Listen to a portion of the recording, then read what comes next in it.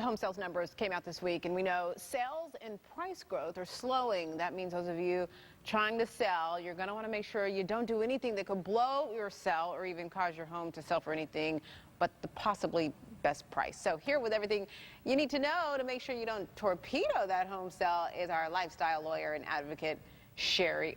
This is probably always a timely topic because we have people out there always selling their homes. Yes, but we know that home sales are slowing down, home prices are not rising as quickly, so it's really important for sellers to keep these tips in mind. And it's all about home improvement. Absolutely. So what are we talking about here? Well, there are 3 rules of thumb when you're looking to sell a home. The first thing is you want to appeal to as many home buyers as possible. That means that your home needs to be neutral because you want to get as many offers as possible. The second is first impressions, because most buyers make their initial decision about your home within the first few seconds of walking into it. And then the last is to keep in mind the methods that we use for valuing real estate and the methods that buyers are going to use to compare your home to others. For example, square footage, the number of bedrooms and bathrooms you have. You don't want to do anything that's going to upset those 2 measurements. So when it comes to some of those home improvements that can torpedo your home's value, what are those improvements? I hate to ask. No, some of these are really funny, but basically you don't want to do anything that's going to have the exact opposite impact in terms of those 3 like rules number of 1 thumb. right there. Right, converting a bedroom into an office, wasting square footage, that funky curb appeal can turn off as many as 50% of your home buyers. Just because you like it doesn't mean other people like it. Satellite dishes and above ground pools, unless the neighborhood actually has a lot of those, generally speaking, will take about 2% off your home value. So you want to get rid of those improvements before you sell.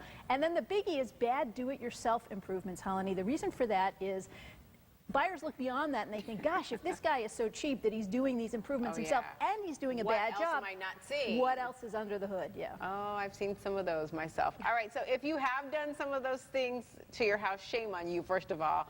But how can you fix it? What can you do to kind of turn it around? Well, and most people do. On average, a seller is going to prepare about 6 months in advance. Most sellers spend between $3,000 to $4,000 getting their homes ready by undoing some of these things, improving the curb appeal, making sure that the square footage is used efficiently. If folks have maybe turned 2 bedrooms into 1, maybe putting a dividing wall back so they have 2 bedrooms again.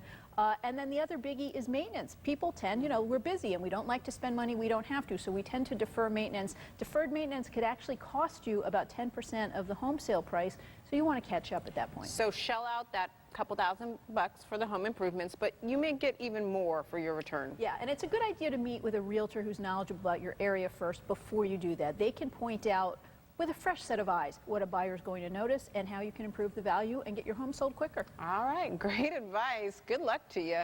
Happy home sales. Well, it's 8:48.